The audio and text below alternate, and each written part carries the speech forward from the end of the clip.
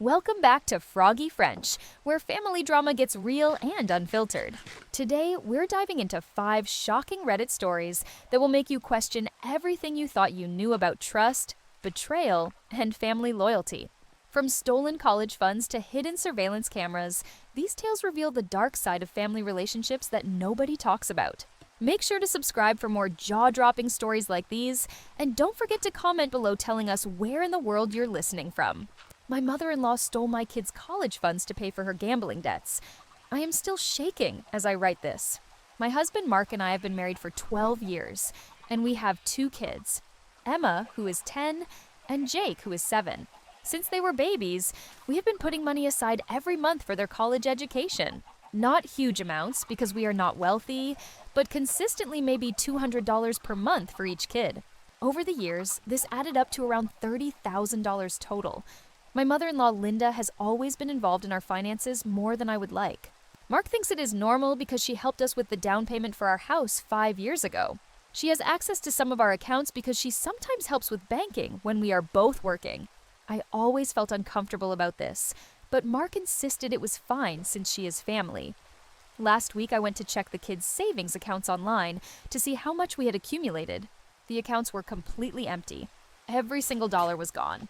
At first, I thought there was some kind of banking error, or maybe the website was not working properly.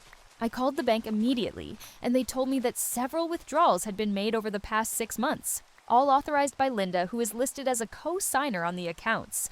When I confronted Mark about this, he got defensive and said there must be some explanation. We drove to Linda's house that same evening, and when we asked her about the money, she broke down crying. She admitted that she has been gambling online for the past 2 years and has accumulated massive debts. She said she borrowed the money from the kids' accounts and was planning to pay it back, but she kept losing more and more money trying to win back what she had already lost.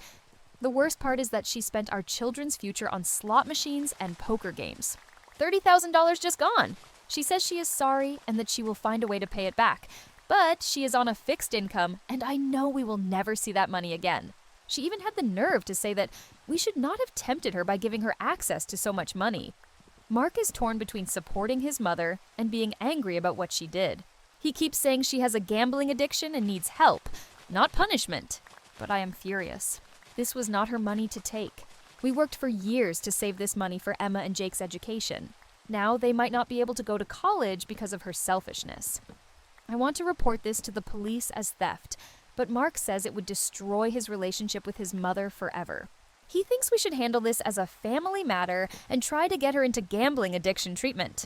Part of me wonders if I am being too harsh, but another part of me thinks she deserves to face legal consequences for what she did. What should I do about my mother-in-law stealing my children's college money? Oh my God, this story made me so angry I had to put my phone down for a minute. This is not just borrowing money, this is straight up theft from children. The fact that she is trying to justify it by saying they should not have tempted her with access to the money is absolutely ridiculous. That is like a bank robber saying the bank should not have had so much cash lying around. I understand that gambling addiction is a real disease, but that does not excuse stealing $30,000 from your own grandchildren.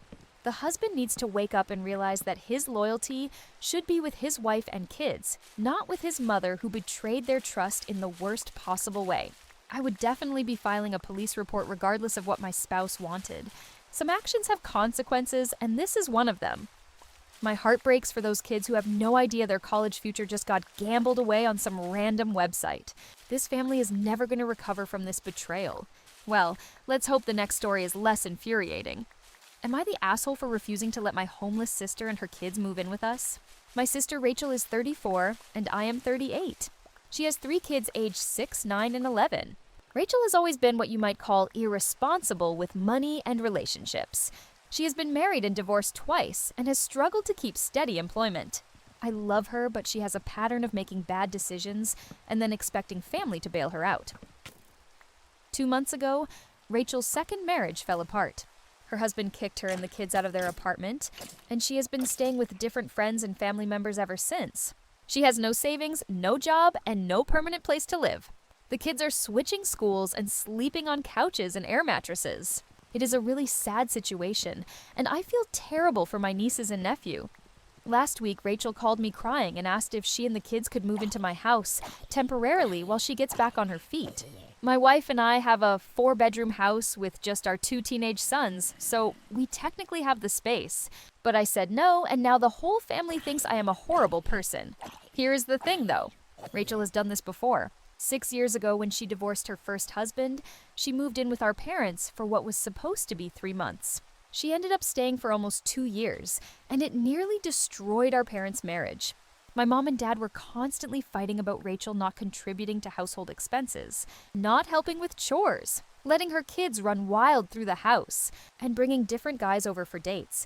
During that time, Rachel was supposedly looking for work, but she was very picky about jobs. She turned down several positions because they did not pay enough or the hours were not convenient for her. She also started dating a guy who had a criminal record and brought him around the kids constantly despite our concerns. It was a complete disaster. My wife Sarah is also not comfortable with the idea. She works from home and needs quiet space for her job. Rachel's kids are not well behaved and would be loud and disruptive all day. Plus, Sarah and Rachel have never gotten along great, and the stress would probably cause problems in my marriage. I offered to help Rachel in other ways. I said I would give her money for a security deposit on an apartment and help her look for jobs. I also said the kids could stay at our house occasionally for sleepovers to give Rachel a break, but I will not let them all move in permanently. Now my parents are furious with me. They say I am being selfish, and that family should help family no matter what. My mom said I am punishing the children for Rachel's mistakes, and that I should be ashamed of myself. Even my own sons think I am being mean to their cousins. Rachel posted something on social media about how some people only care about themselves and forget about family when times get tough. She did not mention my name, but everyone knows she was talking about me. Several relatives have called to lecture me about my responsibilities as the older brother. I feel guilty, but I also think I have the right to protect my own family's peace and stability. Rachel needs to learn to solve her own problems instead of always expecting others to rescue her. Maybe if people stopped enabling her behavior, she would finally grow up and become responsible. Am I the asshole for refusing to let my sister and her kids live with us? This is such a tough situation, and honestly, I do not think you are the asshole here. Yes, it is heartbreaking that children are involved, but you cannot set yourself on fire to keep someone else warm. Rachel has shown a clear pattern of taking advantage of family, generosity, and not using the help to actually improve her situation. The fact that she stayed with your parents for 2 years, instead of the promised 3 months, tells you everything. You need to know about how this would go. Your wife's comfort and your marriage stability matter too. It is not selfish to protect your own family from chaos and stress. You offered reasonable alternatives like helping with apartment deposits and occasional childcare, which shows you do care. Sometimes the kindest thing you can do for someone is refuse to enable their irresponsible behavior. Rachel needs to face real consequences and learn to stand on her own feet. Moving on to another complicated family situation.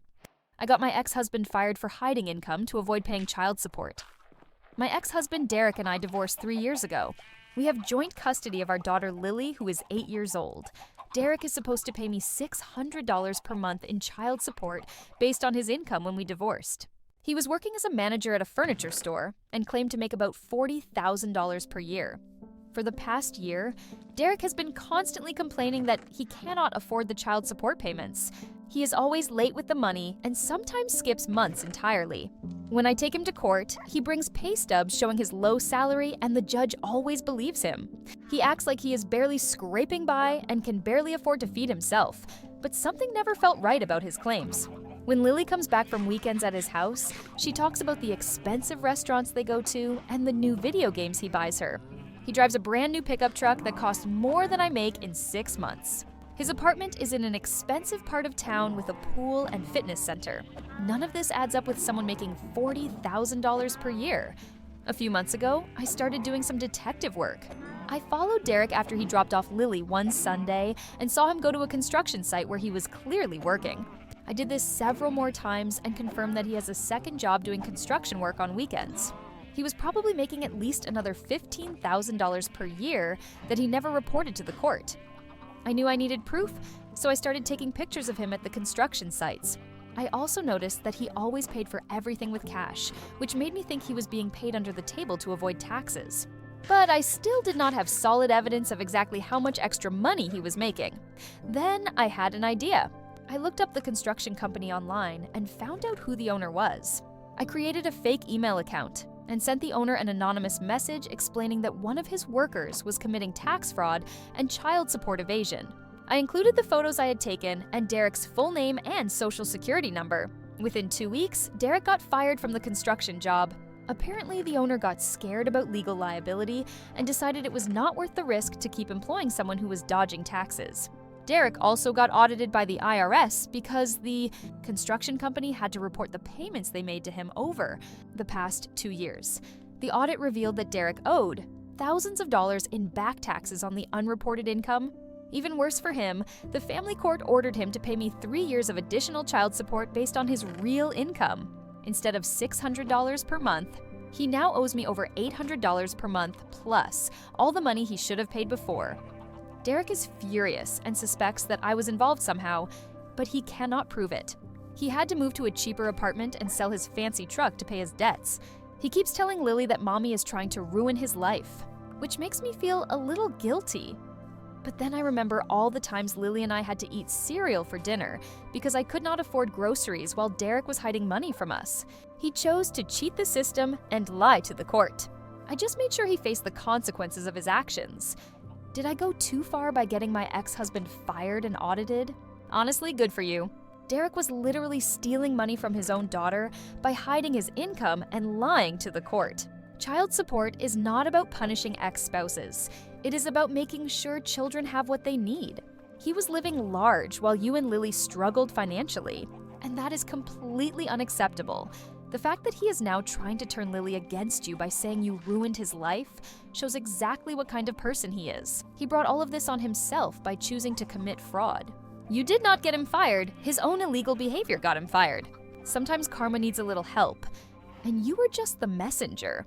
I have zero sympathy for deadbeat parents who hide money from their kids. All right, let's see what drama the next story brings us. I caught my husband cheating with our daughter's teacher at a parent conference. I still cannot believe what happened last Tuesday. My husband Jim and I have been married for 15 years, and we have an 8-year-old daughter named Sophie. Jim has always been a good father and husband, or at least I thought so until this week. Sophie has been having some trouble with math this year, so her teacher, Mrs. Patterson, suggested we schedule a parent-teacher conference to discuss ways to help her at home. Jim said he would handle it since I had to work late that day. I thought it was sweet that he wanted to be so involved in Sophie's education. The meeting was supposed to be at 4:30 in the afternoon. I finished my work early and decided to surprise Jim by showing up to the school to join the conference. I thought it would be nice for both parents to be there and show Sophie we care about her progress. When I got to the school, the secretary told me that Mrs. Patterson's classroom was in the West Wing. I walked down the hallway looking for room 212, and I could see through the window that the lights were dimmed. I thought maybe they were watching an educational video or something, but when I got closer to the door, I could see Jim and Mrs. Patterson were kissing. Not just a friendly peck, but full-on making out like teenagers. Jim had his hands in her hair, and she had her arms around his neck. They were pressed up against her desk and completely oblivious to everything around them. I stood there frozen for probably 30 seconds trying to process what I was seeing. This was my husband of 15 years kissing our daughter's teacher in an elementary school classroom. I felt like I was going to throw up or pass out or both. Finally, I opened the door and just said Jim's name. They jumped apart so fast that Mrs. Patterson knocked over a cup of pencils on her desk. Jim's face went completely white, and he started stuttering something about how it was not what it looked like. Mrs. Patterson just stared at me with her mouth open like a fish. I did not scream or cry or make a scene. I just told Jim to come home immediately so we could talk. Then I looked at Mrs. Patterson and said that I would be requesting a different teacher for Sophie tomorrow. The whole thing probably lasted less than 2 minutes, but it felt like hours. Jim followed me home and tried to explain that it was just a moment of weakness and that nothing like this had ever happened before. He said Mrs. Patterson had been flirting with him for months, and he finally gave in to temptation. He swore it was just kissing and that they had never done anything more serious. But I do not believe him. You do not just randomly start making out with someone in a classroom unless there is already something going on between you. Plus now I am wondering about all those school events Jim volunteered for this year and all those times he offered to pick up Sophie from school when I was busy. The worst part is that Sophie loves Mrs. Patterson and talks about her constantly. How am I supposed to explain why she is suddenly switching to a different class in the middle of the school year? And what if other parents find out what happened? I am so embarrassed and angry and confused all at the same time. Jim keeps apologizing and begging me to forgive him. But I cannot stop thinking about how he betrayed our family with someone who is supposed to be caring for our child. Should I tell the principal what happened, or just try to handle this privately? Oh wow, this is so much worse than regular cheating, because it involves your child's teacher. That is such a violation of professional boundaries and trust. Jim is not just cheating on you, he is messing with Sophie's education and safety. Teachers are supposed to be trustworthy authority figures, not people who make out with married parents in empty classrooms. The fact that this happened at school makes it even more disgusting.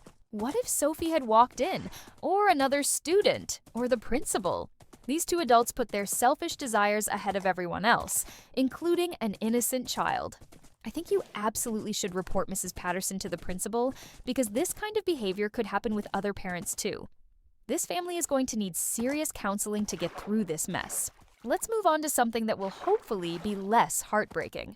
My mother-in-law has been secretly recording everything in my house for months. I am writing this from a hotel room because I cannot go back to my house right now. What I discovered yesterday has me questioning everything I thought I knew about my family, and I am honestly scared for my safety. My husband Matt and I have been married for 4 years. His mother Carol lives about 20 minutes away and visits our house frequently. She is one of those mothers-in-law who thinks no woman is good enough for her son, but I always tried to be polite and include her in our lives. She has her own key to our house and sometimes comes over to drop off food or check on things when we are at work. Over the past few months, I have had this weird feeling that someone was watching me when I was home alone. I would catch glimpses of movement in my peripheral vision or hear small noises that did not make sense. A few times I thought I saw tiny lights blinking in dark corners of rooms, but when I looked directly at them, there was nothing there. I started feeling paranoid and wondering if I was losing my mind. I even made an appointment with a doctor because I thought maybe I was having some kind of psychological breakdown. Matt kept telling me I was imagining things and that I needed to relax and stop being so anxious. Yesterday I was cleaning the living room and moved the couch to vacuum underneath it. That is when I found the first camera. It was a tiny black device about the size of a quarter, stuck to the bottom of the couch with some kind of adhesive tape. At first, I thought maybe it was some weird electronic component that had fallen off something, but then I realized it had a lens. My heart started racing, and I immediately started looking around the room for more cameras. I found 2 more devices hidden behind picture frames, and one tucked inside a fake plant that Carol had given us as a housewarming gift. Then I went through the entire house systematically and found cameras in every single room, including our bedroom and bathroom. The cameras were all the same type and they looked professional, not like cheap spy gadgets you would buy online. Someone had clearly put a lot of thought and money into this surveillance system. I counted 14 cameras total throughout the house. 14 cameras watching and recording my every move for who knows how long. I immediately called Matt at work and told him what I had found. He rushed home, and when he saw the cameras, he went completely silent. I could tell by his face that he had some idea of who might have done this. When I pressed him for answers, he finally admitted that his mother had asked him several months ago for permission to install a security system in our house. Matt said he told Carol no, but apparently she went ahead and installed these cameras anyway, using her house key. He claimed he had no idea she had actually done it, but I am not sure if I believe him. How could all these cameras be installed without him noticing anything? I confronted Carol on the phone, and she did not even try to deny it. She said she was worried about my mental health and wanted to make sure I was not doing anything to hurt myself or Matt. She claimed she was protecting her son from what she called my unstable behavior. She actually seemed angry that I had discovered the cameras and accused me of being paranoid and ungrateful. The scariest part is wondering what she has been watching and recording. Did she see me getting dressed, taking showers, having private conversations with friends? Has she been watching Matt and me in our bedroom? How much of our private life has she been spying on, and what has she done with those recordings? What should I do about my mother-in-law who has been secretly filming everything in my house? This is absolutely terrifying and completely illegal. What Carol did is not protective mothering, it is criminal stalking and invasion of privacy. The fact that she had cameras in your bedroom and bathroom means she was essentially collecting illegal recordings of you in private situations. This goes way beyond overprotective mother-in-law behavior into serious criminal territory. I am really concerned about Matt's role in all of this too. Even if he claims he did not know she actually installed the cameras, he should have immediately called the police when you found them instead of trying to minimize the situation. The fact that Carol is not apologetic and actually thinks she was justified makes this even scarier. You need to contact law enforcement immediately and probably get a restraining order against this woman. I would also be checking for tracking devices on my car and changing all the locks on the house. This level of surveillance is not normal family drama, it is dangerous stalking behavior. This story gave me chills, and I really hope this person gets somewhere safe. Thanks for sticking with us through all 5 of these intense family stories. We'd love to hear your thoughts on these situations in the comments below, especially which story shocked you the most. Remember to check out the Google form link in our description if you have your own family drama story you'd like to share with us. All submissions are kept completely anonymous and might be featured in upcoming episodes for thousands of listeners to hear. Subscribe to never miss our latest content, and good evening, everyone!